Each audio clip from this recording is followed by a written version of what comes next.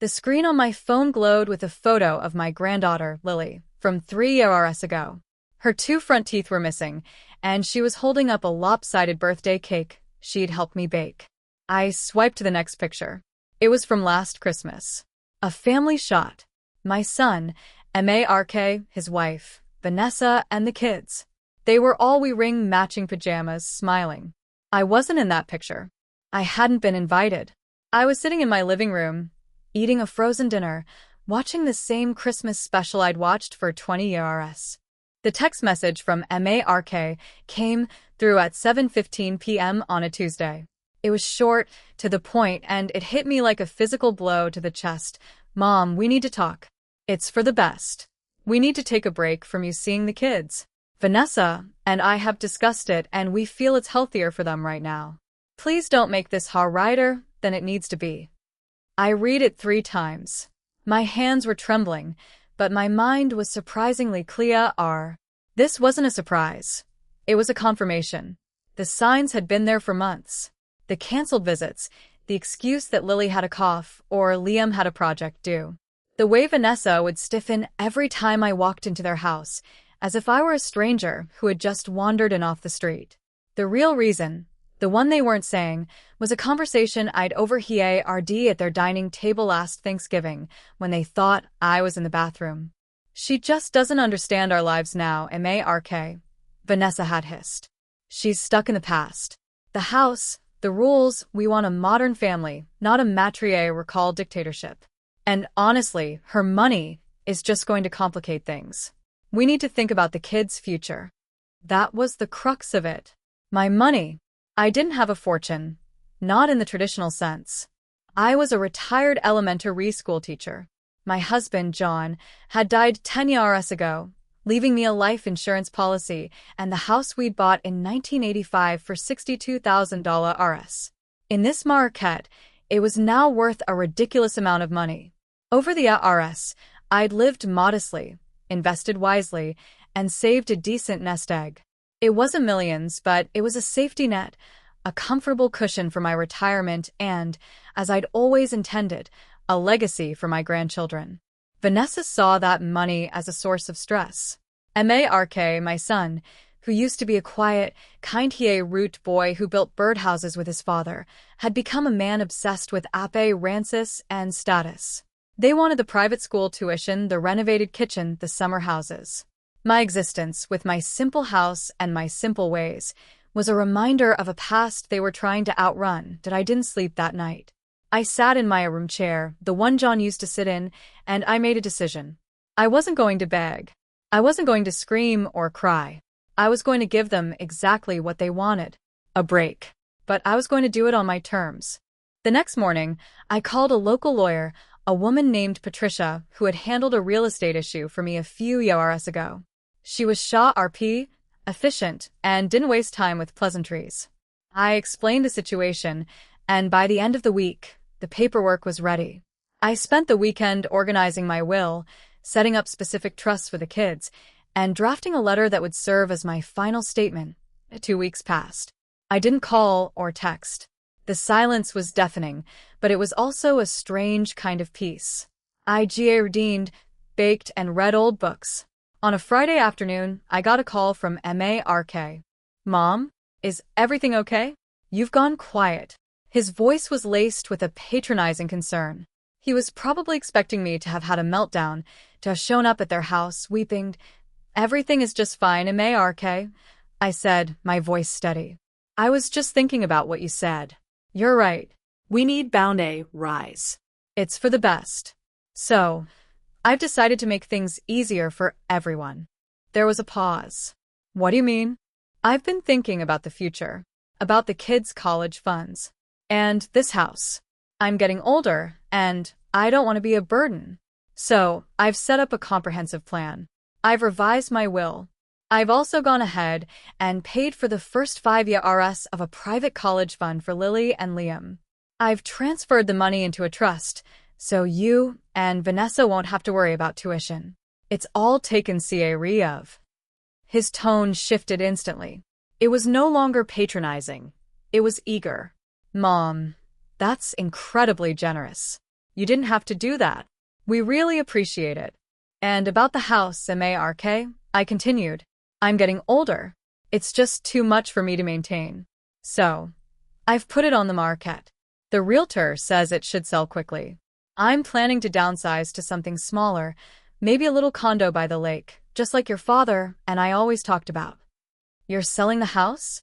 He said it as if I'd just told him I was joining the circus. But that's the family home. The kids love it there. The backyard, the treehouse, you can't just sell it. I can't, I said, a small, C-O-L smile forming on my lips. Well, that's funny. I thought it was my house. And you told me that you needed a break. That you felt it was healthier for the kids if I wasn't around.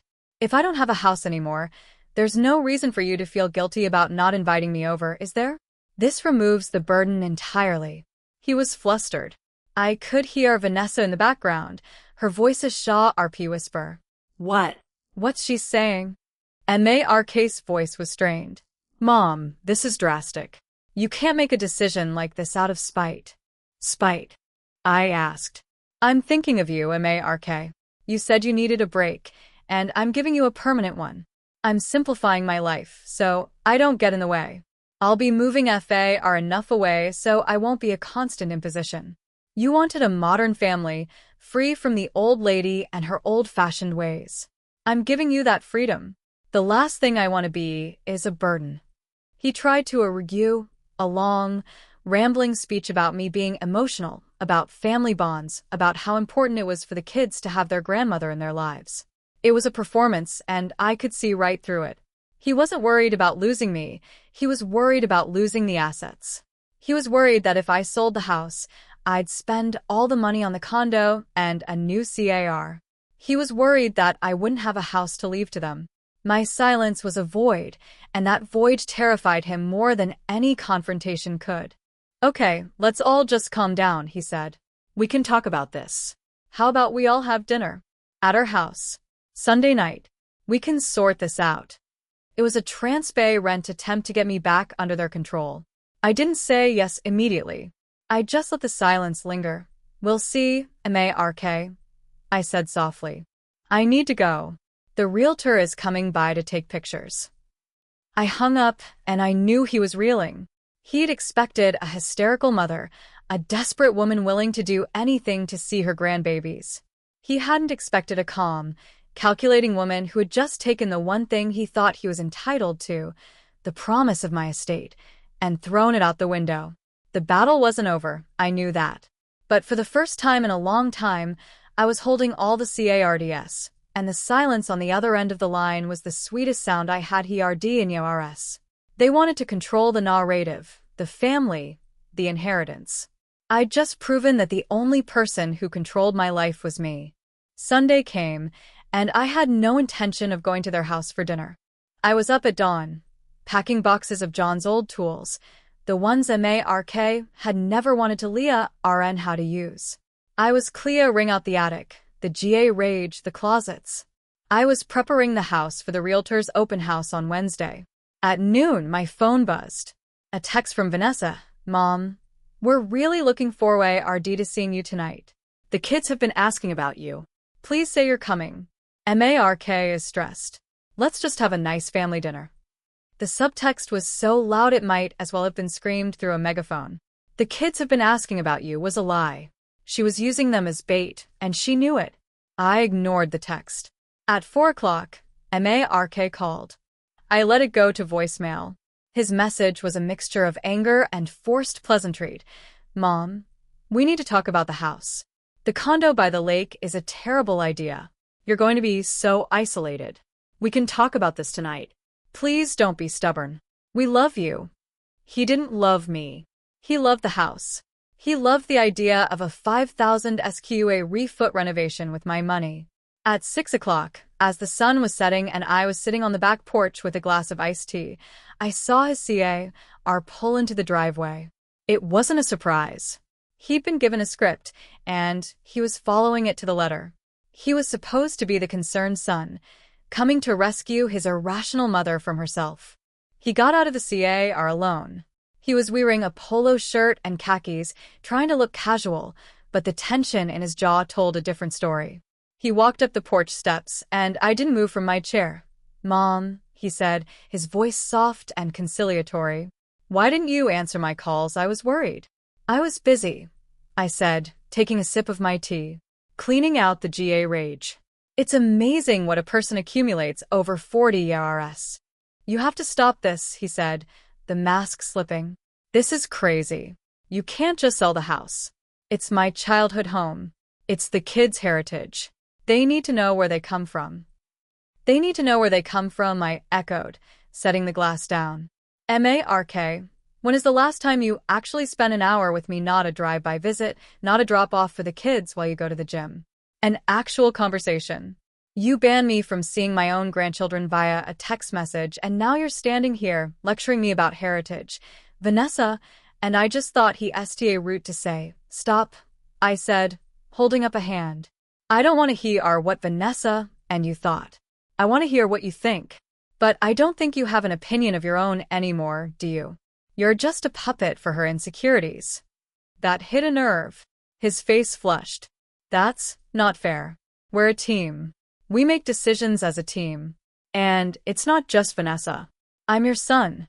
Doesn't that mean anything to you? You've always been so stubborn. Dad always said it was your best and worst quality. You never listen." "I listened to your father for 40 years, I said. "And I loved every minute of it. He told me to be smart, to be patient, to be careful with what we built. And I was. I scrimped, and I saved, and I kept this house exactly the way he would have wanted it. But you don't want the house, Mark. You want the equity. You want the money so you can impress people who don't care about you." He stepped closer, his hands clenched into fists at his sides. "That's not true.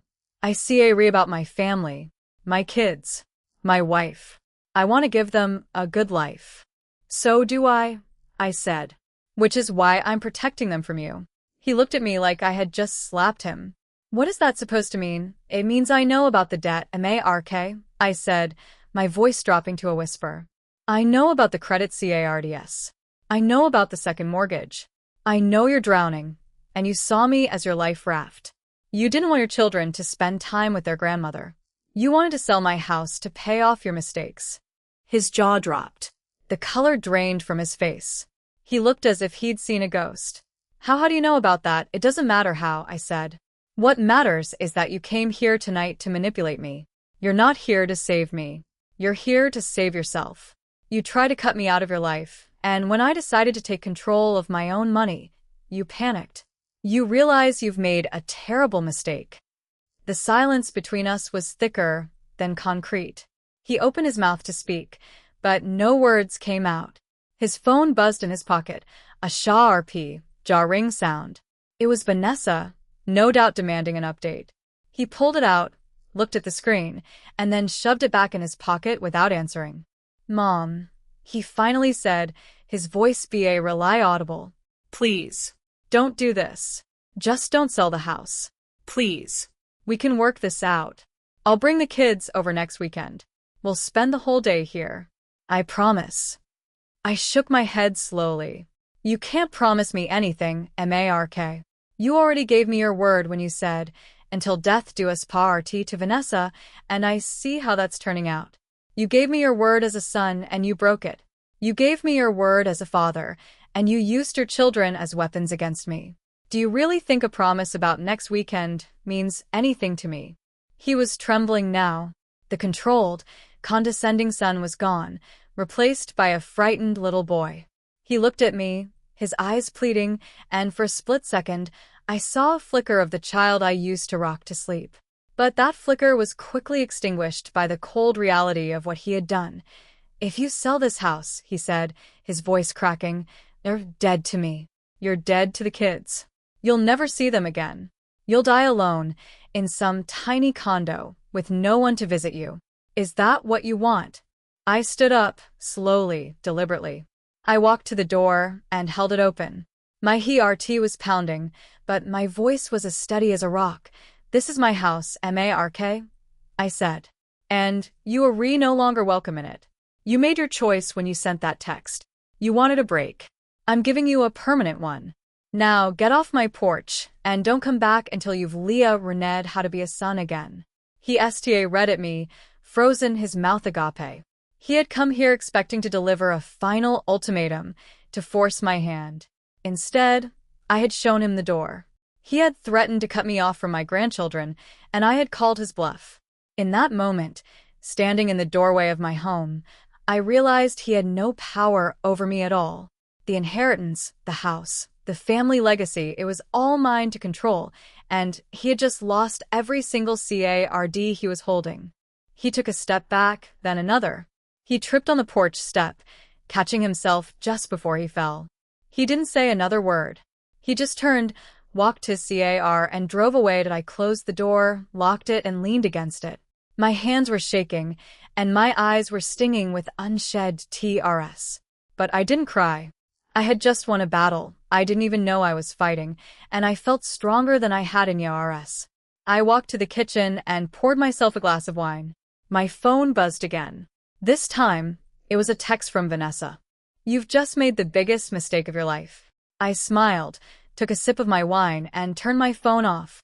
The night was quiet, and for the first time in months, I felt completely at peace. Let them panic. Let them wonder. I was ready for whatever came next. The week that followed was a strange, suspended kind of silence. No texts. No calls. No cars pulling into the driveway at odd hours. I half expected Vanessa to show up at my door with a camera crew from one of those reality shows, demanding I return the family heirlooms or apologize for my insolence. But the driveway remained empty, and the only sound on my porch was the wind chimes John had hung there 20 years ago. I kept busy.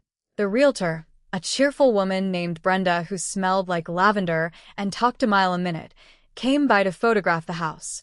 She walked through every room with a kind of reverence that made me realize just how much of my life was packed into these walls. The kitchen where I'd taught Arke to bake cookies. The living room where we'd celebrated every birthday and Christmas. The backyard where John had built that treehouse with his own hands. The same treehouse Arke now wanted his own kids to enjoy, even though he'd never once lifted a hammer to help his father. "Mrs. Harris," Brenda said, pausing at the doorway of the master bedroom, "this house has incredible bones. You're going to get a very good price for it. Have you given any thought to where you might go?" "Maybe the lake," I said, remembering John's voice in my ear. He'd always wanted a little place by the water. A quiet spot where he could fish and read his mystery novels. We talked about it for years, but life got in the way. Arke was born, then school, then college, then the grandchildren. There was always a reason to wait. Now there was no reason at all. "Well, you deserve it," Brenda said, patting my arm. "You deserve a little peace." Peace. It sounded like a luxury I couldn't quite afford yet. Because even as I packed boxes and Clea read out closets, I knew the storm wasn't over. Arke was just regrouping. That's what he did. He retreated, licked his wounds, and then came back with a new strategy. He had Leah reneged it from Vanessa, who was a master of emotional warfare. I knew, deep down, that this quiet week was merely the calm before the hurricane. On Friday morning, my phone rang. It wasn't Arke or Vanessa. It was my sister, Margaret, who lived 3 states away and hadn't spoken to me in 6 months because she was still angry about the time I disagreed with her choice of wedding dress for her daughter. "Evelyn," she said, her voice sharp and clipped. "What in God's name is going on? I just got a call from Vanessa. She's hysterical. She says you're selling the house and cutting off all contact. She says you've lost your mind and that Arke is worried sick about you." I almost laughed. "Margaret, did you even stop to consider that Vanessa might be exaggerating? She's your daughter-in-law, Evelyn. She's the mother of your grandchildren. She's not some stranger off the street. I know you've always had a hard time getting along with her, but you have to think about the kids. This isn't about you. This is about them. If you alienate them now, you're never going to have a relationship with them. Is that what you want?" I took a slow breath. My sister had always been the peacekeeper, the one who smoothed things over, who told everyone to just get along. She had no idea what it was like to be kicked to the curb by her own son. She had no idea what it was like to sit alone on Christmas, eating a frozen dinner while your grandchildren opened presents in matching pajamas. Margaret, I said, my voice quiet. I appreciate the concern. But you don't know the whole story. Mark sent me a text 2 weeks ago, telling me he needed a break from me seeing the kids. He didn't call. He didn't come by. He sent a text. Like I was some inconvenience he needed to manage. A pause. He heard me.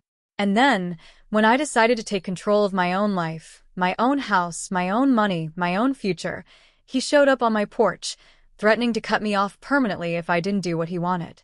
So, forgive me if I don't take Vanessa's hysteria at face value. Margaret was silent for a long moment. Then, in a softer voice, she said, Evelyn, I didn't know. I'm sorry. I don't want to see you lose your family. Family isn't something you lose, I said. It's something you build. And if Mark and Vanessa don't want to build it with me, I can't force them. But I'm done being a doormat. I'm done being treated like a nuisance. I've worked too hard and sacrificed too much to let them take everything I've built.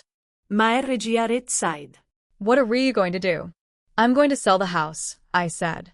I'm going to move to the lake. And I'm going to live the rest of my life on my own terms.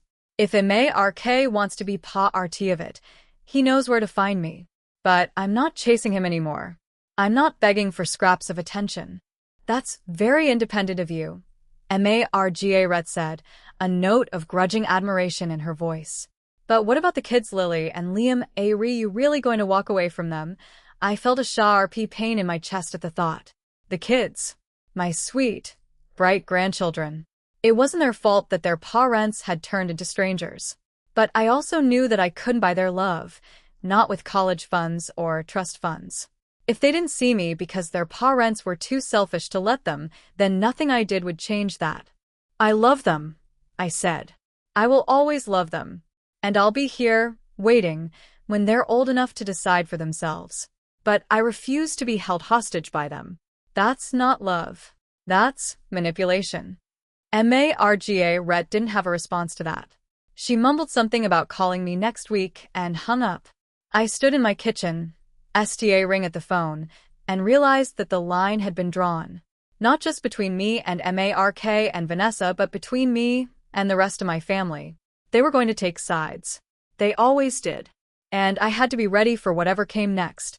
The open house was scheduled for the following Wednesday.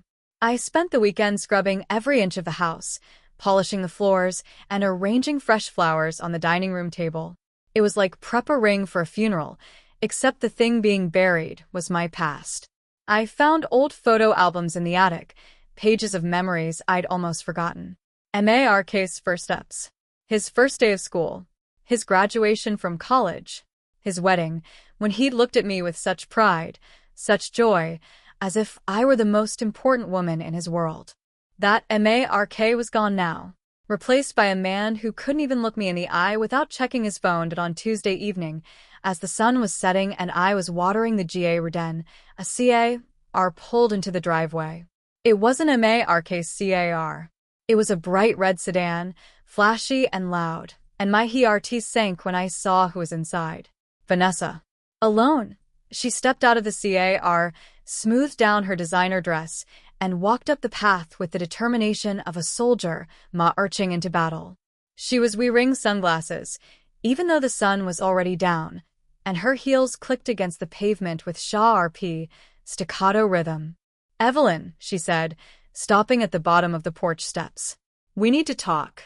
Without the theatrics. I set down my watering can. I wasn't expecting you, Vanessa. To what do I owe the pleasure? She pulled off her sunglasses, and I saw that her eyes were red and swollen. She'd been crying. Whether it was real or a performance, I couldn't tell. I'm not here to fight, she said, her voice cracking. I'm here to apologize. I dropped the watering can. You re-apologizing? Yes, she said, taking a step up the porch. I've been doing a lot of thinking, Evelyn. Mark told me what happened. He told me about the debt, the money, all of it. And I realized I've been unfair to you. I've been cold and distant, and I've made you feel like you weren't welcome in our lives. And that was wrong. I read at her, waiting for the punchline. Vanessa didn't apologize. Vanessa didn't admit fault. Vanessa had built her entire identity around being right. I know you don't believe me, she continued, stepping onto the porch. And I don't blame you. I've given you every reason to doubt me. But the truth is, Evelyn, I was red. When Mark and I got married, I had this vision of the perfect family. And you were so different from my own mother. You were so strong, so independent, so sure of yourself. It intimidated me. I felt like I could never measure up. I crossed my arms. Vanessa, I've never asked you to measure up. I've only ever wanted to be a part of my grandchildren's lives. I know, she said, her voice breaking. And I kept you out because I was jealous. Jealous of the bond you had with Mark, jealous of the way the kids lit up when they saw you. I thought if I kept you away, I'd become the center of their world. But all I did was hurt everyone. I hurt you. Mark. I hurt the kids. And I'm so sorry. She root to cry. Real tears streaming down her face, ruining her expensive makeup. She looked smaller, somehow less intimidating. She looked like a red young woman who had made a terrible mistake. Vanessa, I said, my voice softening. I don't know what to say. Say you forgive me, she said, grabbing my hands. Say we can rt over. Please, Evelyn. I don't want to lose you. Mark doesn't want to lose you. The kids don't want to lose you. We've been so stupid, and we're so sorry. Just give us another chance. I looked into her eyes, searching for the lie. But there was nothing there but desperation. She was terrified, not just of losing me, but of losing everything. The debt, the second mortgage, the pressure of keeping up appearances. It was all crashing down on her, and I was the only person who could save her. I pulled my hands away, slowly, gently. Vanessa, I appreciate what you're saying. I really do. But I need to think about this. I can't just pretend the last 2 years didn't happen. I can't just pretend that I wasn't banned from my own grandchildren's lives. I know, she said, nodding frantically. I know. And I'll do whatever it takes to make it right. I'll bring the kids over. You can take them for the weekend. You can have them as often as you want. Just don't sell the house. Please. Don't make a decision that can't be undone. There it was. The real reason she had come. It wasn't about reconciliation. It was about the house. It was about the money. She had put on the performance of a lifetime, but the curtain had slipped, and I could see the strings. Vanessa, I said, my voice low and even. You came here to apologize. But what you really came here to do is stop me from selling this house. Is that true? She froze, her tears drying instantly. Her eyes root away, and I knew I had hit the mark. No, Evelyn, that's not it at all. Yes, it is, I said. You don't want a relationship with me. You want the house. You want the equity. You want a safety net for your debt. And you thought you could manipulate me into giving it to you by pretending to be sorry. She opened her mouth to protest, but no words came out. Her face crumpled, and she looked at me with a mixture of shame and anger. You know what, Evelyn, she finally said, her voice cold and sharp. Maybe I did come here for the house. But that's because it's the only thing you have left that's worth anything. You think you're so strong, so independent, but you're just a bitter old woman who can't stand to see her son happy. You've ruined everything. And I hope you're proud of yourself. I didn't flinch. I didn't blink. I just stood there, looking at her, and felt a strange sense of calm wash over me. Vanessa, I said, you can't threaten me with something I've already accepted. You can't take away something I've already let go. I've made my peace with losing this house. I've made my peace with losing the grandchildren. What I refuse to make peace with is being treated like I don't matter. So take your anger, take your threats, and take them somewhere else. Because I am done. She read at me, her face pale, her mouth open in shock. For a long moment, neither of us spoke. Then, without another word, she turned and walked back to her car. She got in, slammed the door, and drove away. I sat down on the porch swing, STA ring at the empty driveway. My hands were shaking, but my heart was steady. The war was far from over. But for the first time, I knew I had the strength to fight it. I was no longer the grandmother they could push around. I was a woman who had finally found her voice, and I was determined to use it. The sun was rely up when I heard the first knock on my door. I had been awake for hours, sitting in John's old A-room chair, watching the light creep through the curtains. I didn't need much sleep these days. The quiet of the house was enough to keep me company. The knock came again, right this time. I pulled on my robe and shuffled to the door, expecting another confrontation.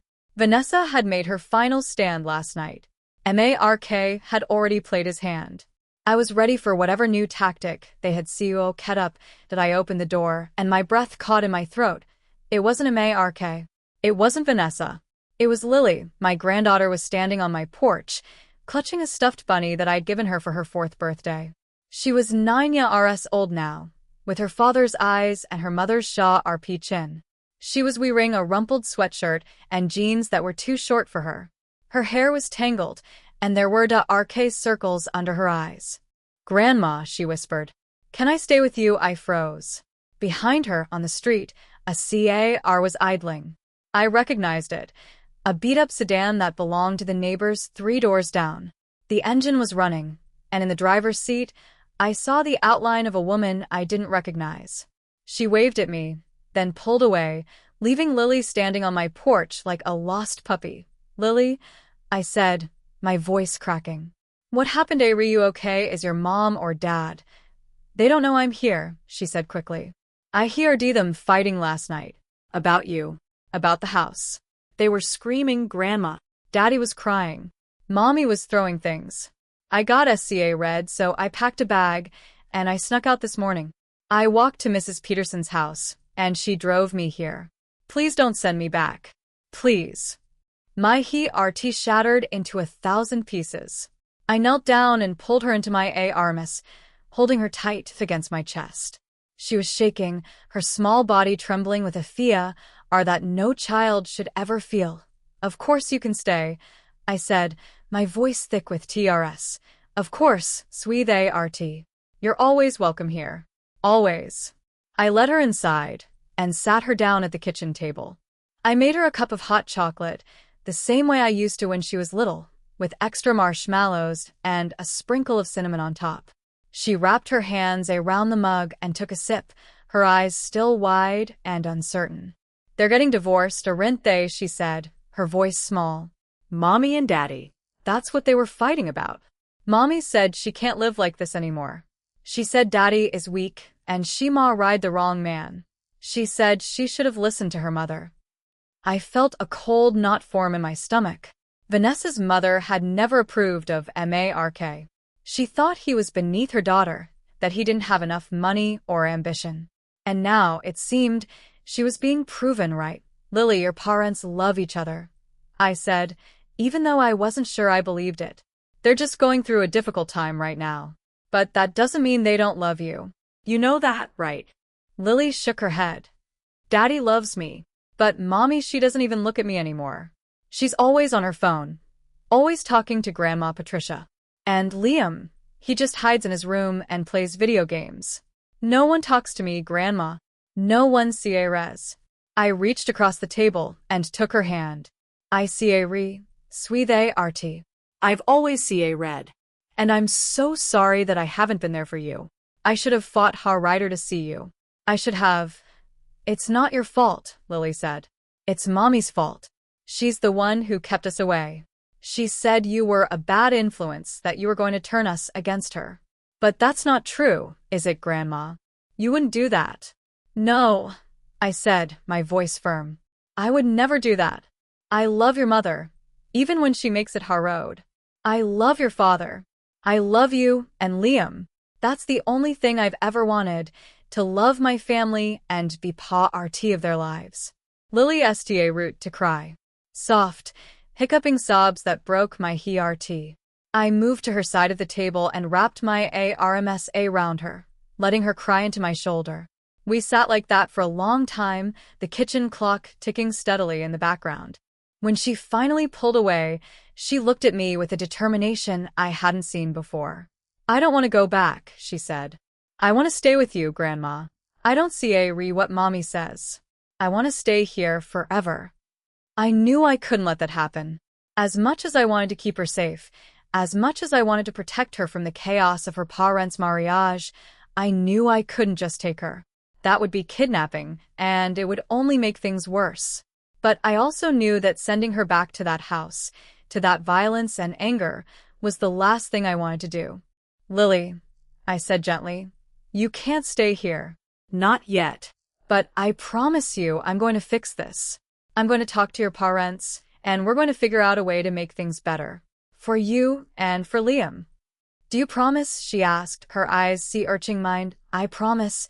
I said. I made her breakfast, pancakes with blueberries, just the way she liked them. She ate slowly, her appetite dampened by the weight of everything she had seen and heroed. I watched her as she ate, my mind racing. I had to call Mark. I had to tell him that Lily was here, safe. But I also had to be careful. If I came across as accusatory or angry, he would shut down. I had to be the calm, rational adult in this situation. After breakfast, I called Mark. He answered on the first ring, his voice frantic. "Mom, is Lily with you? We've been looking everywhere. She's not in her room. She's not at the school. She's not." "She's here," I said calmly. "She's safe. She's eating pancakes." There was a long pause. Then I heard him exhale, a shaky, relieved breath. "Thank God.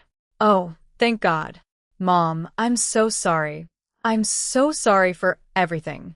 I didn't mean for this to happen. I didn't mean for any of this."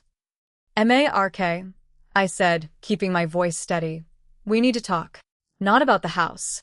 Not about the money. About your family. About your children. About what's really going on in that house." He was silent for a moment. Then, in a voice I hadn't heard in years, he said, "I don't know what to do, Mom. I feel like I'm losing everything. Vanessa wants a divorce. She's already talking to lawyers. She says she's going to take the kids and move back to her mother's. She says I'm a failure. And maybe she's right." I felt a wave of pity wash over me. My son, the man who had once been so confident and sure of himself, was now broken. The facade he had worked so hard to maintain had crumbled, and underneath it all, he was just a red little boy. "You're not a failure," I said firmly. "You've made mistakes. We've all made mistakes. But you're not a failure. And I'm not going to let you give up on your family. Not without a fight." "What am I supposed to do?" he asked. "She won't listen to me. She won't listen to anyone. She's already made up her mind." "Then I'll talk to her," I said. "I don't know if she'll listen to me, but I have to try. For Lily. For Liam. For you." "But Mark, you need to be honest with me. How bad is it, the debt? The fighting? All of it?" He was quiet for a long time. When he finally spoke, his voice was a whisper. "The debt is worse than I told you. We're months behind on the mortgage. Vanessa maxed out the credit cards. I took out a loan against my 401k just to keep us afloat. And the fighting, it's been going on for years, Mom. I just never told you because I was ashamed. I didn't want you to know how badly I'd failed." I closed my eyes, feeling the weight of his words. He had been carrying this burden alone, too proud to ask for help, too red to admit that he couldn't fix it himself. And Vanessa, instead of supporting him, had only made things worse. "Mark," I said, "I'm going to help you. Not with money, not with the house, but with what really matters. I'm going to help you rebuild your family. But you have to promise me something." "What?" "You have to stop lying to yourself," I said. "You've been pretending that everything is fine, that you have it all figured out. But you don't. And that's okay. None of us have it all figured out. But you can't fix anything if you're not willing to admit that it's broken." He was silent again. Then, in a broken voice, he said, "I promise." I hung up and turned to Lily, who was watching me with wide, anxious eyes. "Your daddy is coming to pick you up," I said. And I'm going to be right there with him. We're going to talk to your mom, and we're going to figure this out. I won't let anything bad happen to you. Do you understand? Lily nodded, her lip trembling. Do you think Mommy will let me see you again? I don't know, sweetheart, I said honestly. But I'm going to try my hardest. And no matter what happens, I will always love you. I will always be here for you. That's a promise I will never break. When Mark arrived, he looked like a ghost. His face was pale, his eyes red and swollen. He didn't speak as he walked into the kitchen and folded Lily into his arms, holding her as if she might disappear. She clung to him, her small hands gripping his shirt, and I watched as they both cried. "Thank you, Mom," Mark said, looking up at me. "Thank you for keeping her safe." "Always," I said. "Now let's go. We've got a fight ahead of us, and we're not going to win it by sitting here." We drove to Mark's house in his car, the silence heavy between us. Lily sat in the back seat, clutching her stuffed bunny, her eyes fixed on the window. When we pulled into the driveway, Vanessa was standing on the front porch, her arms crossed, her face a mask of cold fury. "Get inside," she said, her voice sharp. "All of you. Now." I followed Mark and Lily into the house, my heart pounding. The living room was a mess, cushions thrown on the floor, a shattered vase in the corner, a picture frame lying face down on the coffee table. I didn't ask what had happened. I already knew. Vanessa stood in the middle of the room, her eyes blazing. "How dare you," she said, pointing a finger at me. "How dare you take my daughter, without my permission? Do you know how many laws you've broken? Do you know what I could do to you?" "I didn't take Lily," I said calmly. "She came to me. And if you want to know why, maybe you should take a look at yourself in the mirror." Vanessa's face twisted with anger. "You don't get to lecture me. You don't get to come into my house and tell me how to raise my children. You are nothing to me. Nothing." "Vanessa, please," Mark said, stepping four-way road. "We're all on the same side here. We just want to protect the kids. Can we please?" "Shut up," she snapped.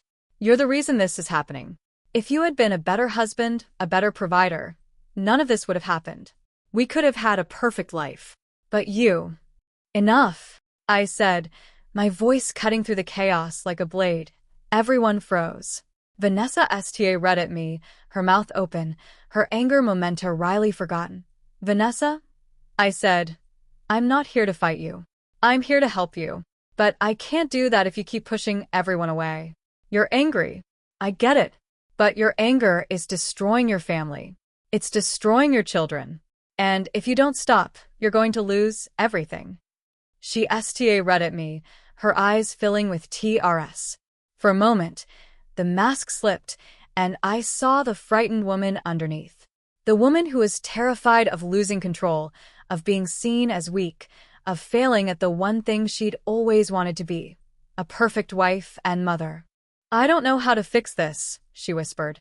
"I don't know how to make it stop." "Then let us help you," I said.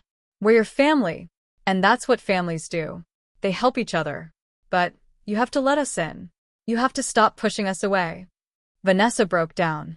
She collapsed onto the sofa, sobbing, her fully constructed walls crumbling around her.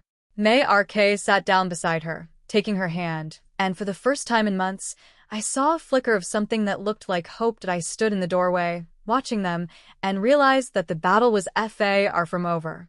But for the first time, I felt like we were all on the same side. And that, I thought, was the most important victory of all. Vanessa's breakdown on the sofa lasted for nearly an hour. I stood in the doorway, watching my daughter-in-law unravel, and I felt something shift inside me. It wasn't forgiveness, not yet, but it was understanding.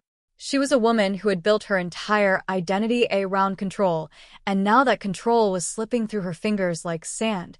Mark sat beside her, his hand on her back, murmuring words I couldn't hear. Lily had retreated to her room, and Liam, who had emerged from his hiding place, stood awkward in the corner, his eyes rooting between his parents.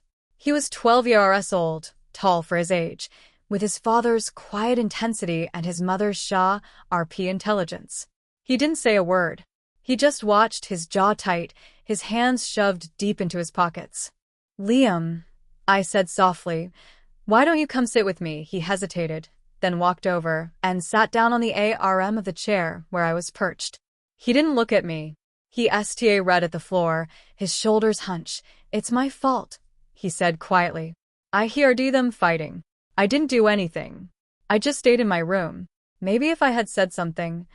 No, I said, cutting him off. This is not your fault. Do you understand? None of this is your fault. Your parents are adults, and they have to figure out their own problems. You're just a kid. You're supposed to be worrying about homework and video games, not about. But they're getting divorced, he said, his voice cracking. I heard Mom say it. She said she's going to take us and move away. She said Dad doesn't deserve us. I reached out and took his hand. It was cold and trembling. Liam, I don't know what's going to happen, but I promise you, your mother and father both love you. Whatever they decide, they're going to do what's best for you and Lily. And I'm going to make sure of that. He looked at me then, his eyes brimming with tears. Grandma, I don't want to move away. I don't want to leave my friends. I don't want to leave you. Then we're going to fight to make sure that doesn't happen, I said. But first, we need to calm down and talk like rational people. Okay, he nodded, wiping his eyes with the back of his hand. I squeezed his hand and let go, then turned my attention back to Mark and Vanessa. They were still sitting on the sofa, but the sobbing had subsided. Vanessa was staring at the wall, her face blank and exhausted. Mark was rubbing her shoulder, his own face etched with worry. All right, I said, walking over and sitting down across from them. We need to talk. All of us. No yelling, no accusations. Just talking. Vanessa let out a bitter laugh. Talking, that's what got us here in the first place. We talk, and nothing ever changes. Then maybe we need to listen, I said. Really listen. Not just wait for our turn to speak. She looked at me then, really looked at me, and I saw something flicker in her eyes. It wasn't anger. It was exhaustion. She was tired. Tired of fighting, tired of pretending, tired of trying to hold together a life that was falling apart. You want to know the truth, she said, her voice hollow. I don't even know why I'm so angry anymore. I used to think it was about the money. We were drowning in debt, and you were sitting on a gold mine. I resented you for it. I thought you were selfish, riding your resources while we struggled to keep our heads above water. I opened my mouth to respond, but she held up a hand. But it's not about the money, she continued. It was never about the money. It's about the fact that I've never felt like I belonged here. I've never felt like I was part of this family. You and Mark and your perfect memories of the past. I was always on the outside looking in. And I thought if I could just get control of something, anything, I'd finally feel like I mattered. The confession hung in the air, raw and unfiltered. I looked at Mark, who was staring at his wife with a mixture of shock and guilt. Vanessa, he said, I never knew you felt that way. I thought you wanted the big house and the fancy car. I thought that's what would make you happy. She shook her head. I don't worry about the house. I worry about you. But you were always so distant, so focused on your work, on your career. And when your mother came around, you lit up in a way you never did with me. I was jealous, Mark. I was so jealous that I couldn't see straight. The admission was like a knife to my heart. I had never intended to make Vanessa feel excluded. I had tried so hard to be welcoming, to include her in family traditions, to treat her like a daughter. But somewhere along the way, my love for my son had become a wedge between them. Vanessa, I said, my voice soft, I never meant to make you feel like an outsider. You're not. You've been part of this family from the moment Mark brought you home. And I'm sorry if I ever made you feel otherwise. She looked at me, and for the first time, there was no anger in her eyes. It's not your fault, Evelyn. It's mine. I let my insecurities get the better of me. I pushed you away because I was red. And, in the process, I hurt the people I love most. Mark took her hand, squeezing it gently. We've both made mistakes, he said. We've both said things we can't take back. But that doesn't mean we can't fix this together. Vanessa nodded slowly, tears streaming down her face. I don't want a divorce, she said.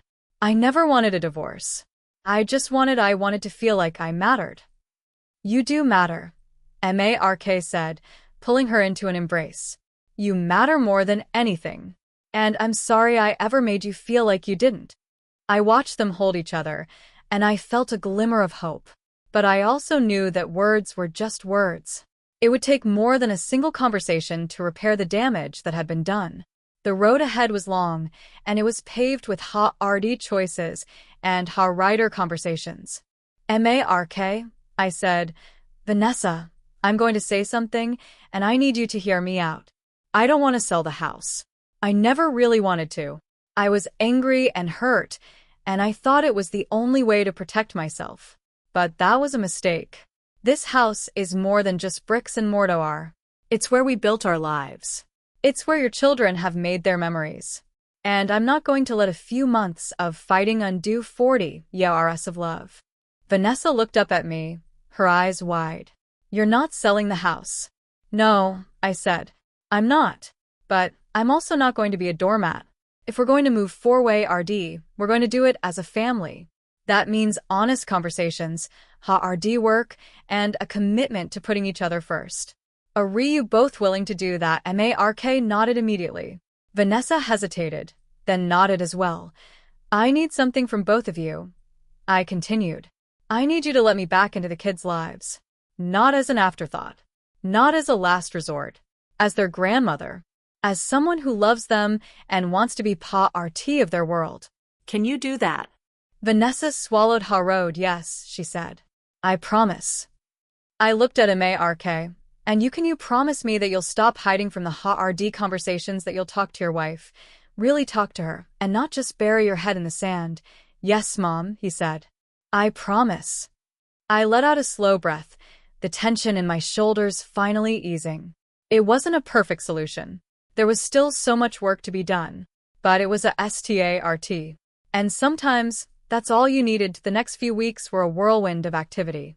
Vanessa and Mark sta route, seeing a marriage counselor, someone who specialized in financial stress and family dynamics.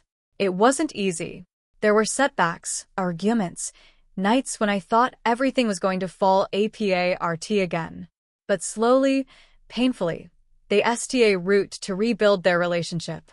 I also sta route spending more time with the kids. Lily and Liam came over every Saturday, and we'd bake zero keys or work in the garden or just sit on the porch and talk. Lily was slowly coming out of her shell, her laugh becoming more frequent, her smile less square-eyed. Liam, who had always been quiet, sta route opening up to me about his fears and anxieties. He told me he was sta red of failing, sta red of disappointing his parents, sta red of being invisible. Liam, I said one afternoon, as we planted flowers in the garden, you are not invisible. You are so special. You have a kind heart and a brilliant mind. And your parents love you more than you'll ever know. He looked at me, his eyes glistening. Even when they're fighting, even then, I said. Especially then. When people are sta red and overwhelmed, they sometimes forget to show the people they love how much they sta. But that doesn't mean the love isn't there. It's just buried under all the other stuff. He nodded slowly, then went back to digging in the dirt. I watched him, and I felt a surge of pride. He was a good kid. They both were. And I was determined to give them the stability they deserved. But the biggest surprise came a few weeks later, when Vanessa showed up at my door. She was alone, and she looked nervous. I invited her in and made her a cup of tea, the same way I had done for Mark so many years ago. Evelyn, she said, I came here to apologize. Not because Mark asked me to, not because the counselor told me to, but because I realized that I've been wrong about so many things. And I need to say it out loud, to your face.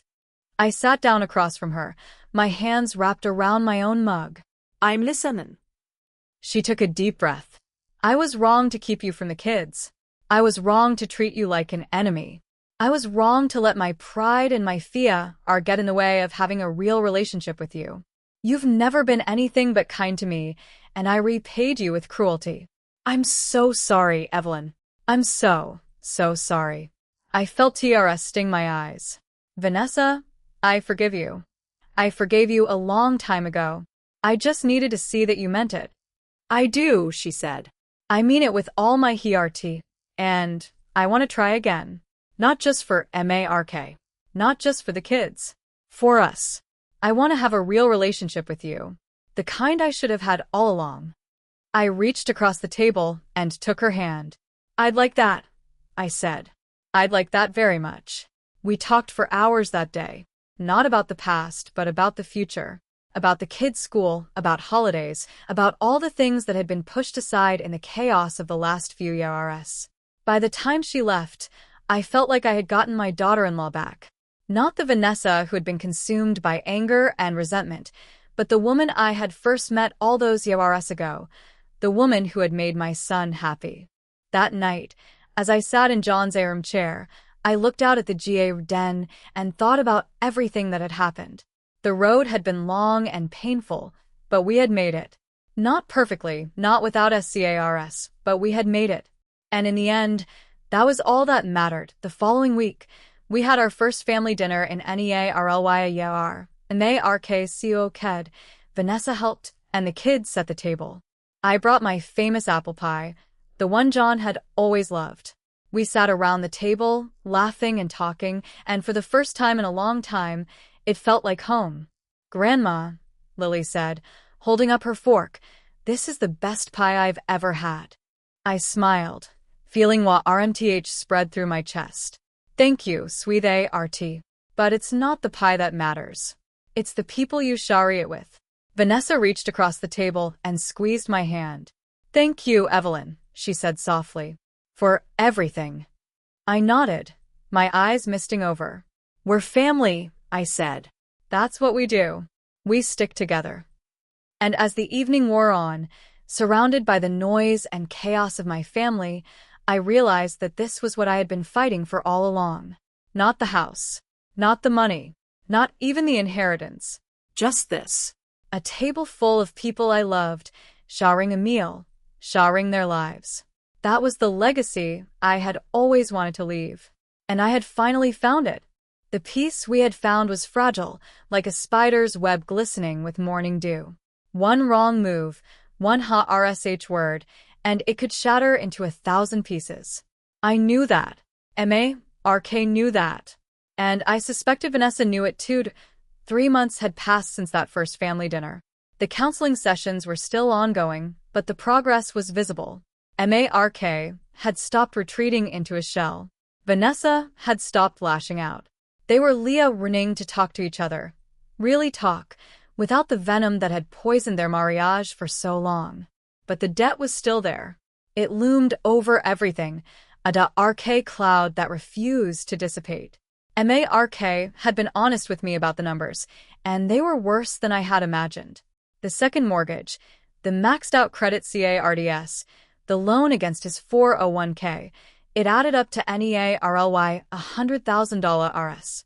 They were drowning, and even with their renewed commitment to each other, they couldn't see a way out. I knew I had to help.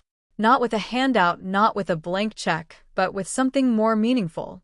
I had spent months planning my estate, setting up trusts for the kids, ensuring that my legacy would be secure. But what good was a legacy if the people I loved couldn't survive the present? One evening, I called Mark and asked him to come over. Alone. I had something to discuss with him, something I had been turning over in my mind for weeks. He arrived looking tired but hopeful, the circles under his eyes a little less dark than they had been. Mom, what's going on? He asked, settling into the armchair across from me. Is everything okay? Everything is fine, I said. Better than fine, actually. I've been doing a lot of thinking, and I want to talk to you about the house. He tensed immediately, his shoulders rising. Mom, we talked about this. You said you weren't selling it. You promised. I'm not selling it, I said, holding up a hand. But I'm not going to live in it forever either. I'm 73 years old, Mark. I can't keep up with this place the way I used to, and I don't want to. He relaxed slightly, but the wariness in his eyes remained. What are you saying? I'm saying I want to give you the house. Not now. Not tomorrow. But when I'm gone, it's yours. All of it. The house, the land, everything. I've already updated my will to reflect that. He read at me, his mouth open. Mom, I can't accept that. That's your house. It's your retirement. What if you need the money for? I have enough, I said. I've always been refill with my money, and I've got a comfortable nest egg. The house is extra. It's the legacy your father and I built for this family. And I want it to stay in the family. That's always been the plan. He shook his head, his eyes glistening. I don't know what to say. Mom, this is too much. It's not too much, I said firmly. It's what family does. We take of each other. But I'm not giving it to you for free. I have conditions. He leaned forward, his expression shifting from gratitude to apprehension. Conditions. First, I said, you and Vanessa have to keep going to counseling. For at least a year. No excuses. I want to see that you're both committed to making this marriage work. He nodded slowly. Okay, that's fair. Second, I continued, you have to stop hiding your financial problems from me. I don't want to be the one who finds out about your debt from a bill collector. If you're struggling, you tell me. We figure it out together. Mom, I don't want to burden you. You're not a burden. I said RPLY. You're my son. And I'm not going to let you drown in silence. That's not how this family works. He looked down at his hands, his jaw tight. Okay, he said quietly. What else? I took a deep breath. Third, you need to promise me something. When the time comes, you and Vanessa will do the same for Lily and Liam. You'll help them build their lives. Not with handouts, but with love and support. You'll be there for them, the way your father and I were there for you. He looked up at me, his eyes shining. I promise, Mom. I promise. We sat in silence for a long moment, the weight of the conversation settling around us. Then, I reached into my pocket and pulled out a folded piece of paper. I handed it to him, and he unfolded it, his eyes scanning the contents. What's this? He asked. A check, I said. It's not a gift. It's a loan. I want you to use it to pay off the credit cards and the second mortgage. You and Vanessa can pay me back over time with interest. I'm not going to let my grandchildren grow up in a house full of financial stress. He read at the check, his hands trembling. Mom, this is everything. I can't. You can, I said. And you will. Because you're stronger than you think, Mark. You've always been stronger than you think. He broke down then, burying his face in his hands and sobbing. I moved to sit beside him, wrapping my arms around him, holding him the way I had when he was a little boy. He clung to me, his body shaking with the force of his emotions. I'm sorry, Mom, he choked out. I'm so sorry for everything. For the way I treated you. For the way I let Vanessa push you away. I was so lost and I didn't know how to find my way back. Sure, I said, stroking his hair. It's okay. We're all lost sometimes. The important thing is that we find our way home. He pulled back, wiping his eyes. I don't deserve you, Mom. I really don't. That's not true, I said. You deserve all the love in the world. You always have. That night, after Mark left, I sat in the den and looked up at the stars. John would have been proud of what I had done. He had always believed in taking of family, in putting love above money, in being there for the people who mattered most. I had ride that belief with me through all the ARS, and now, more than ever, I felt like I was honoring his memory. The weeks that followed were some of the happiest I had experienced in a long time. Mark and Vanessa root making real progress on their debt. They sold the second car, cut back on expenses, and root living within their means. It wasn't easy, but they were determined to make it work. And for the first time, they seemed genuinely happy to root spending more time at their house, helping with the kids, showering meals, and just being present. The tension that had once hung over every visit was gone, replaced by a RMTH that had been missing for FAR too long. One afternoon, while I was helping Lily with her homework, Vanessa came into the kitchen and sat down across from me. She looked different, lighter, somehow, as if a heavy weight had been lifted from her shoulders. "Evelyn," she said, "I want to talk to you about something." I put down my pen and looked at her. "What is it?" She took a deep breath. "I've been thinking about what you said, about the legacy you want to leave for the kids. And I want you to know that I'm going to honor that. Mark and I have been talking, and we've decided that when the kids are older, we're going to sit down with them and tell them everything.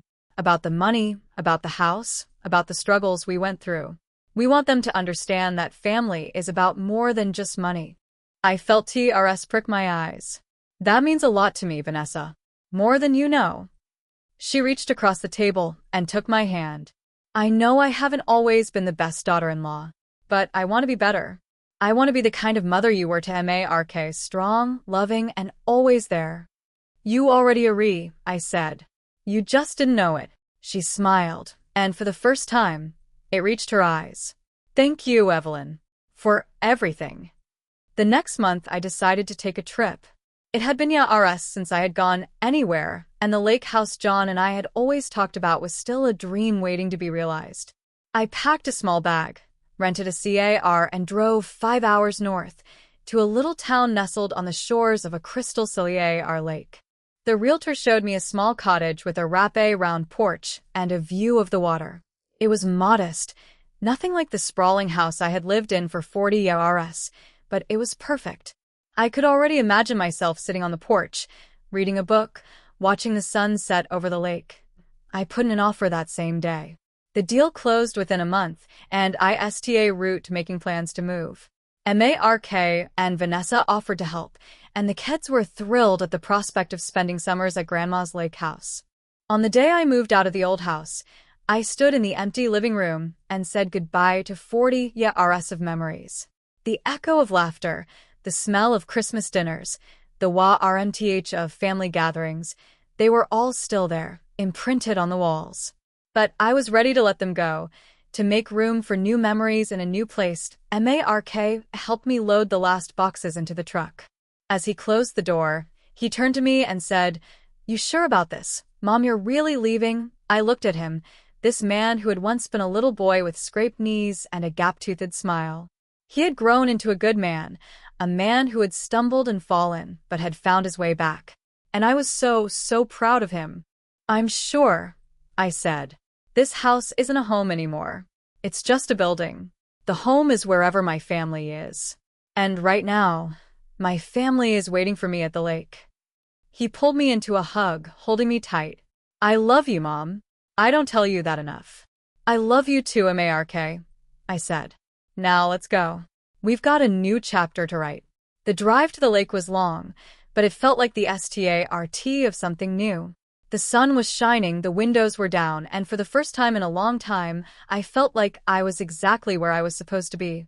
When I arrived at the cottage, Vanessa and the kids were already there, waiting on the porch.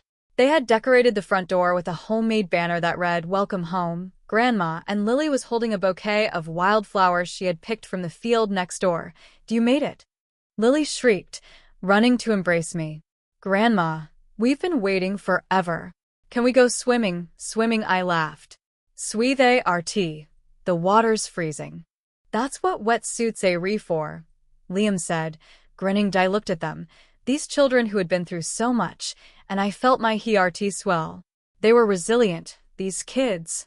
They had weathered the storm and come out stronger on the other side. "All right," I said. "Let's go swimming." That night, we sat around a fire pit in the backyard, roasting marshmallows and telling stories. Mark told the kids about the time he had fallen out of the treehouse in the backyard and broken his arm. Vanessa told them about her first date with Mark, how she had been so nervous she had spilled coffee all over his shirt, and I told them about John. About the day we had met, the day we had gotten married, the day we had brought Mark home from the hospital. I told them about the house, about all the love that had been poured into those walls, and about the legacy that would live on long after I was gone. "Grandma," Lily said, snuggling up next to me, Do you think Grandpa John is watching us? I looked up at the stars, twinkling in the night sky. I think he is, I said. And I think he's smiling. That night, as I lay in my new bed, listening to the sound of the lake lapping against the shore, I felt a peace I hadn't felt in years. The storm had passed. The family had survived. And a new chapter was just beginning. The first summer at the lake house was everything I had dreamed it would be. Mornings sta root with coffee on the porch, watching the mist rise off the water. Afternoons were filled with the sound of the kids splashing in the lake, their laughter echoing across the bay. Evenings were spent around the fire pit, roasting marshmallows and telling stories until the stars came out. Mark and Vanessa came up most weekends, and slowly, the cracks in their marriage began to heal. They still had their moments, RP words exchanged over burnt dinner or forgotten chores, but the fights were shorter now, less vicious. They were learning to give each other grace, to let go of the small things that used to set them off. I watched them from my porch swing, and I felt a quiet satisfaction. This was what I had been fighting for. Not just the house, not just the money, but the chance to see my family whole again. But life has a way of throwing curveballs when you least expect them. That was a Tuesday afternoon in late August. The kids were inside, playing boa RD games, and I was in the garden, pulling weeds and enjoying the warmth of the sun on my back. My phone buzzed in my pocket. I wiped my hands on my jeans and pulled it out, expecting it to be Mark, checking in before his evening conference call. It wasn't Mark. It was a number I didn't recognize, with an array code from a city I hadn't thought about in years. I almost let it go to voicemail, but something made me answer. Hello, I said. Is this Evelyn Harris? The voice on the other end was female, professional, and slightly strained. This is she. This is Patricia Walsh. I'm a probate attorney in Chicago. I'm calling Riga, writing the estate of your late brother-in-law, Richa Road Harris. I felt the world tilt slightly.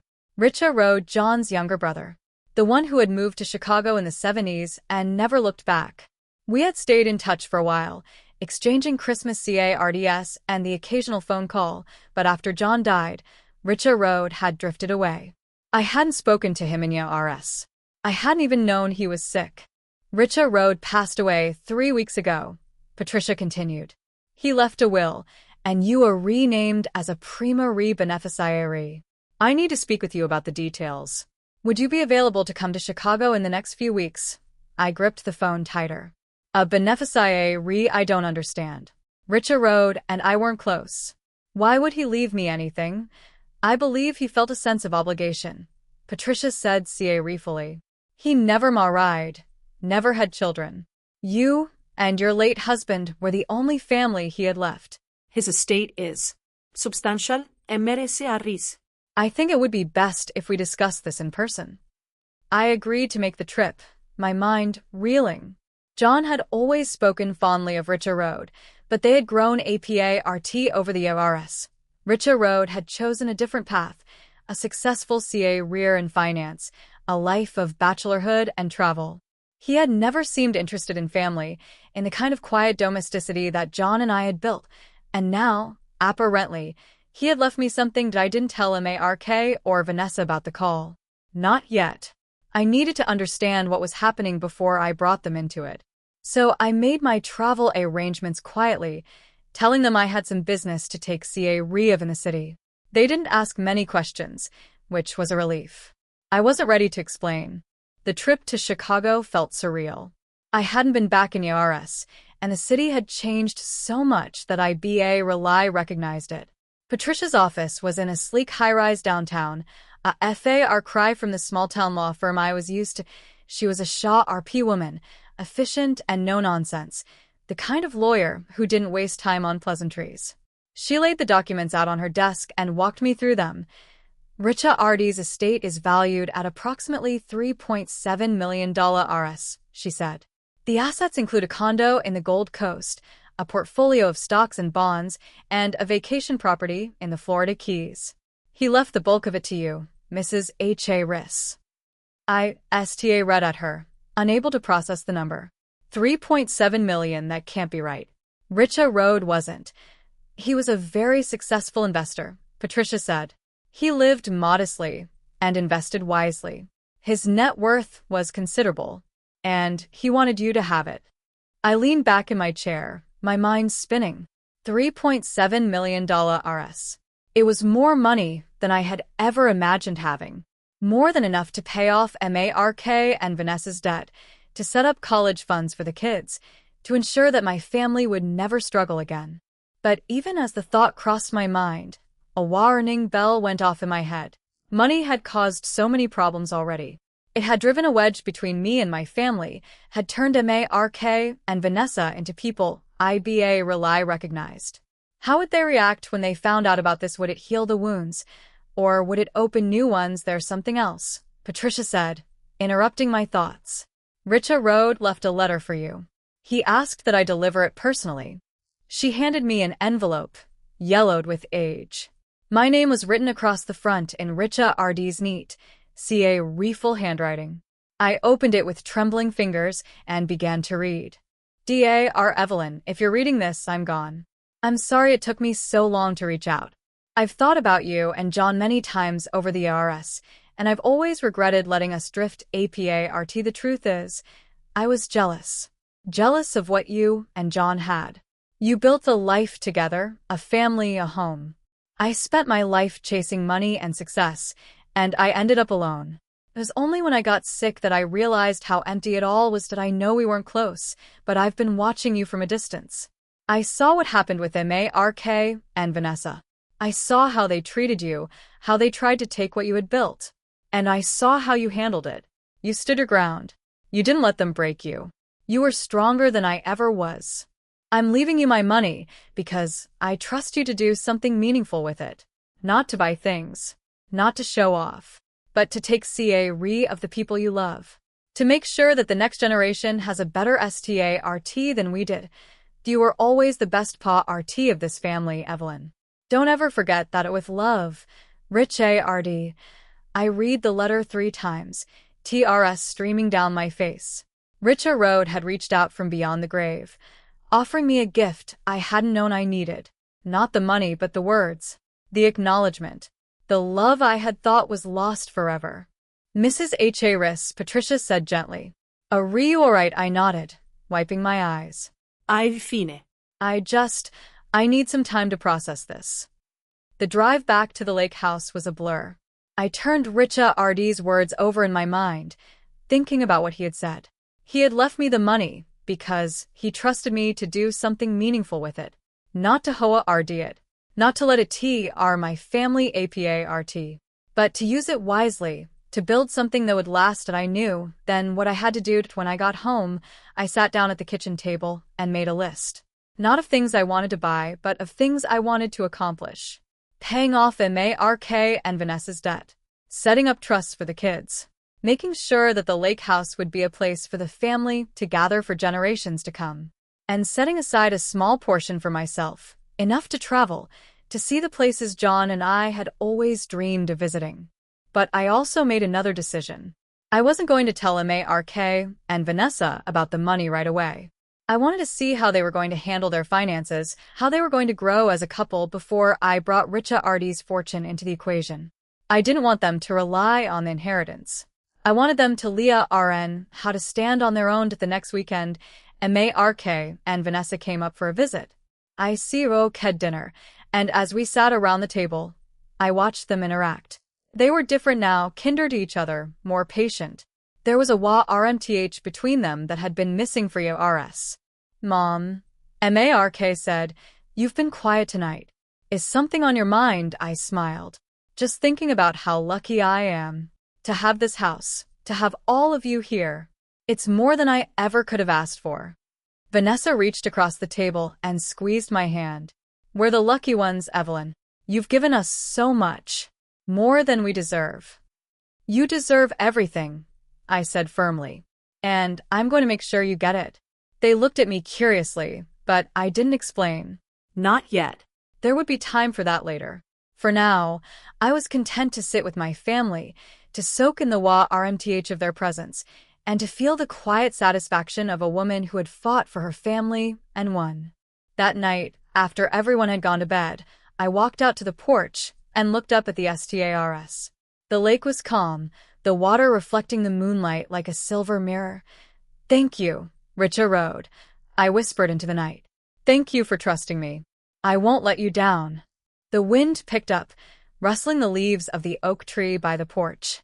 I took it as a sign, a message from beyond, that he had heard me. And I knew, with a certainty I couldn't explain, that everything was going to be all right. The decision to keep Richa RD's inheritance a secret weighed on me more than I expected. Every time Mark and Vanessa talked about their finances, every time they mentioned a bill they were struggling to pay, I felt the words sitting on the tip of my tongue. But I held back. I wanted to see if they could make it on their own, without the safety net of $3 million RS waiting in the wings. And they did. Slowly, painfully, they essayed a route to turn things around. Mark picked up extra shifts at work. Vanessa route a small online business selling handmade jewelry. It wasn't glamorous and it wasn't easy, but they were determined. They were learning to live within their means, to prioritize what really mattered. That I watched them with a quiet pride. This was what Richa Road had meant, I realized. Not just the money, but the lesson. The understanding that true wealth wasn't about how much you had, but about how you lived your life. It was a crisp October morning when I finally decided to tell them. The leaves were turning, painting the lake in shades of gold and crimson. The kids were at school, and Mark and Vanessa had come up for a quiet weekend away from the chaos of their daily lives. We were sitting on the porch, drinking coffee, and watching the mist rise off the water. I had been quiet all morning, turning the words over in my mind, trying to find the right way to say what I needed to say. "Mom," Mark said, breaking the silence, "you've been really quiet today. Is everything okay?" I set down my coffee cup and took a deep breath. "There's something I need to tell you both. I've been keeping it from you, and I'm sorry. I should have told you sooner." Vanessa's eyes widened with concern. "What is it, sick? Is something wrong?" "No," I said quickly. "Nothing like that. It's about Richa Road, John's brother." Mark frowned. "Uncle Richa Road, I haven't heard that name in yours. What about him? He passed away a few months ago," I said. "I got a call from his lawyer. He left me something in his will. Something significant." Vanessa leaned forward, her brow furrowed. "How significant?" I paused, letting the weight of the words settle. $3.7 million RS. The silence that followed was deafening. Mark read at me, his mouth open, his coffee cup frozen halfway to his lips. Vanessa's face went pale, her eyes darting between me and Mark as if she was waiting for the punchline.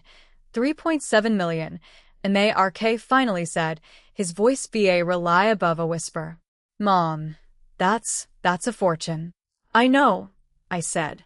"I didn't want to tell you right away, because I needed to think about what to do with it." Richa Road left it to me with the expectation that I would use it wisely, that I would take care of the family. Vanessa let out a shaky breath. "Evelyn, that's incredible. We could pay off all our debt. We could put the kids through college. We could." "I know," I interrupted gently. "And I'm going to do all of that. But I need you both to understand something. This money isn't a solution to all our problems. It's a tool, a resource. And if we're not careful, it could tear us apart the same way the money from the house almost did." Mark nodded slowly. "I get it, Mom. We've been down that road before. We're not going to make the same mistakes." "I hope not," I said, "because I'm not giving you a blank check. I'm going to pay off your debt, but you're going to have to keep working. You're going to have to keep being responsible. This isn't a free pass. It's a fresh start." Vanessa reached across the table and took my hand. "We understand, Evelyn. And we're so grateful. You've done so much for us already. We're not going to take this for granted." I felt TRS prick my eyes. "I know you won't. That's why I trust you." The rest of the weekend was a blur of planning and possibility. Mark and Vanessa were buzzing with excitement, and even the kids could tell something was different. They kept asking why their parents were smiling so much, and we told them it was because we were all going to have a very special Christmas. True to my word, I paid off their debt. I set up trusts for Lily and Liam, ensuring that they would have a head start when they reached adulthood. I also set aside a small portion for myself, enough to travel and enjoy the life I had worked so hard to build. But I didn't stop there. Richard's letter had stirred something in me, a desire to do more, to leave a legacy that went beyond money. So I sta route looking into local charities, organizations that helped families struggling with the same issues we had faced. I found a program that provided financial counseling to low-income families, and I made a sizable donation in Richard's name. It felt right. It felt like I was honoring his memory, fulfilling the trust he had placed in me. And in doing so, I found a sense of purpose I hadn't realized I was missing. The holidays that yet were magical. We gathered at the lake house, all of us, and I cut a feast that would have made John proud. Mark and Vanessa were more relaxed than I had ever seen them, their laughter easy and genuine. Lily and Liam were beside themselves with excitement, ring through presents and begging to go sledding down the hill behind the house. As the evening wore on, I sat in my favorite armchair by the fireplace, watching my family. They were happy, truly happy, and I knew, deep in my heart, that I had done the right thing. "Grandma," Lily said, coming over to sit on my lap, "this is the best Christmas ever." I hugged her tight, feeling the warmth of her small body against mine. "It is, sweetheart. It really is." "I'm glad you're my grandma," she said. "I'm glad you never gave up on us." I felt tears spring to my eyes. "I would never give up on you, Lily. You're my family, and family means everything." Later that night, when the house was quiet and everyone had gone to bed, I walked out to the dock and looked up at the stars. The lake was frozen, the surface glittering in the moonlight like 1,000 diamonds. "Thank you, John," I whispered. "Thank you for watching over us. And thank you, Richard, for everything." The wind picked up, sending a flurry of snow across the ice. I smiled, feeling a sense of peace I hadn't felt in years. The road had been long and difficult, but I had made it, and my family had made it with me. As I walked back inside, I paused at the doorway and looked at the house. It was modest, nothing like the grand home I had left behind. But it was filled with love, with laughter, with the echoes of a family that had been through hell and come out stronger on the other side, and that, I realized, was the real inheritance. Not the money, not the house, not the things that could be bought and sold, but the love, the connection, the unbreakable bond that held us together. I locked the door behind me and went to bed, feeling grateful for every moment, every struggle, every triumph. And I knew, with absolute certainty, that I was exactly where I was supposed to be. The lake was frozen solid by January, the surface a sheet of glass that reflected the pale winter sun. I had grown to love the quiet of the off-season, the way the world seemed to hold its breath, waiting for spring. But this particular morning, the quiet was shattered by the sound of tires crunching on gravel. I looked out the window and saw Mark pulling into the driveway. He was alone, which was unusual. Vanessa and the kids usually came with him on weekends, but this time, he had made the drive by himself.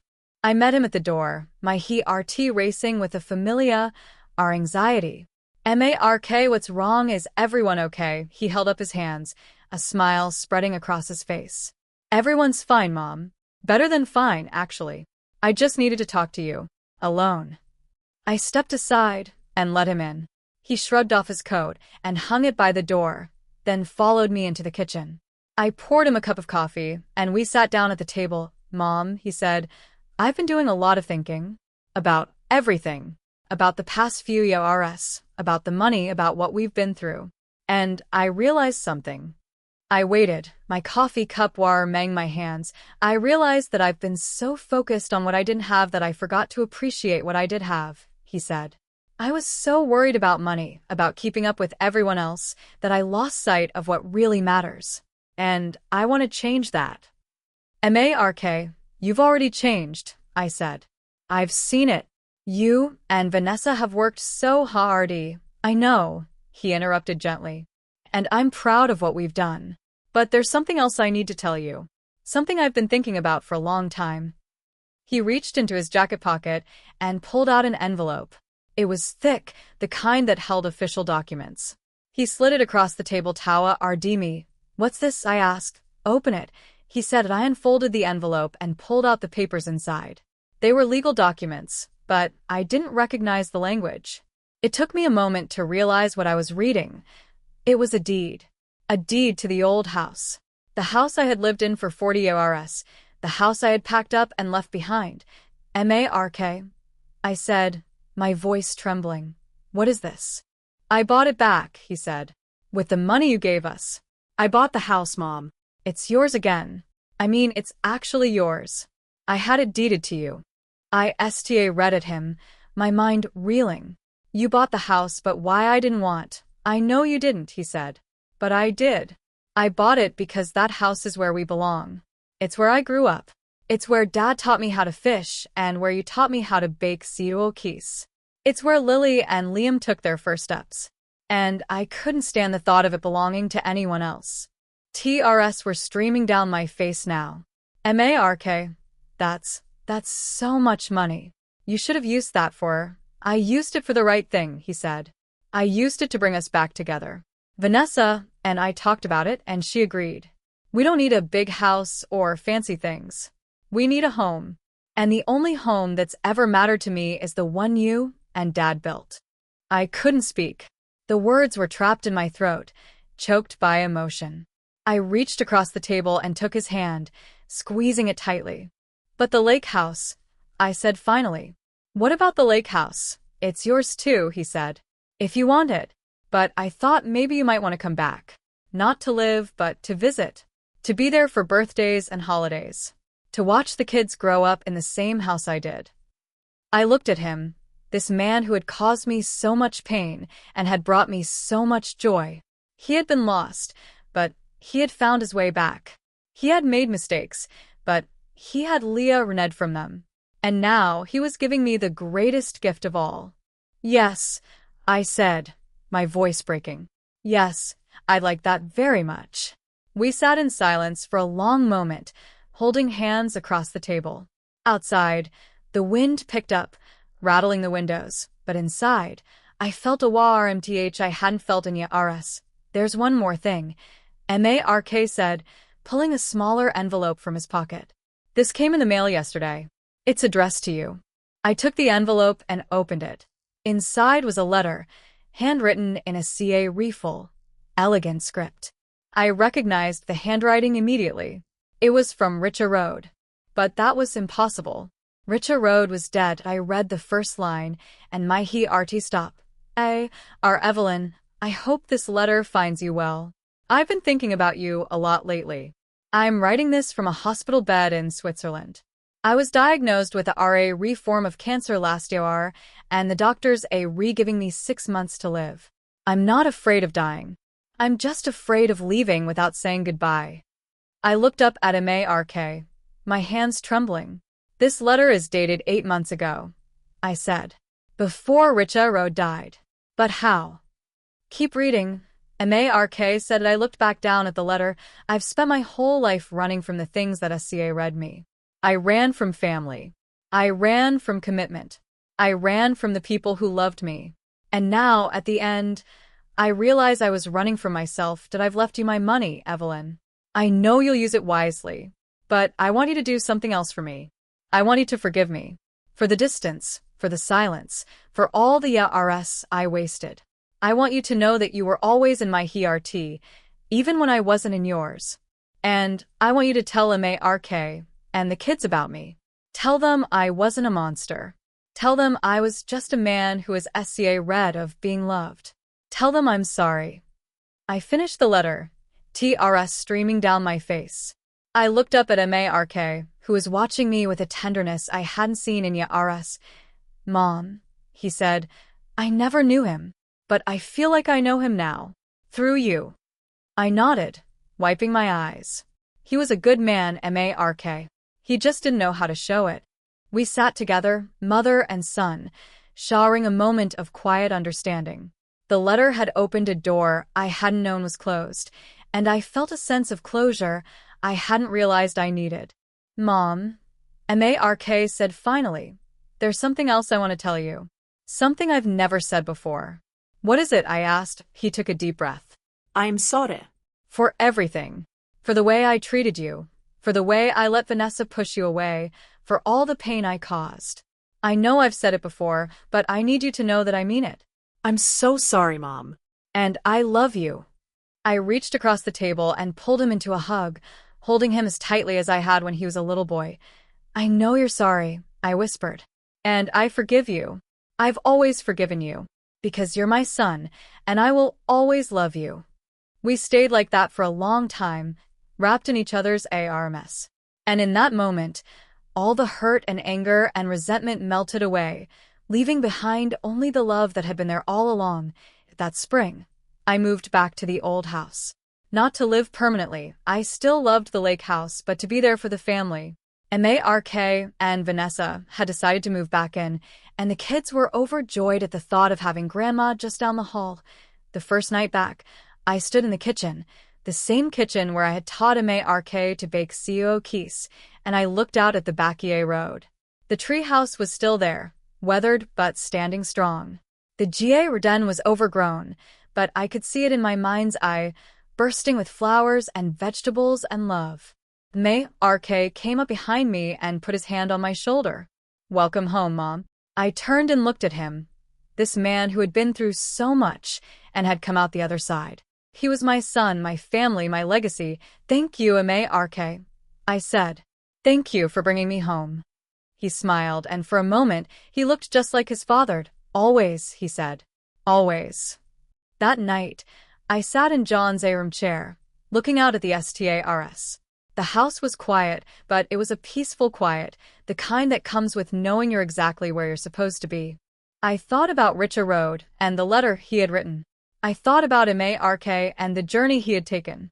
I thought about Vanessa and the woman she had become. I thought about Lily and Liam and the future that lay ahead of them, and I knew, with absolute certainty, that the story wasn't over. It was just beginning.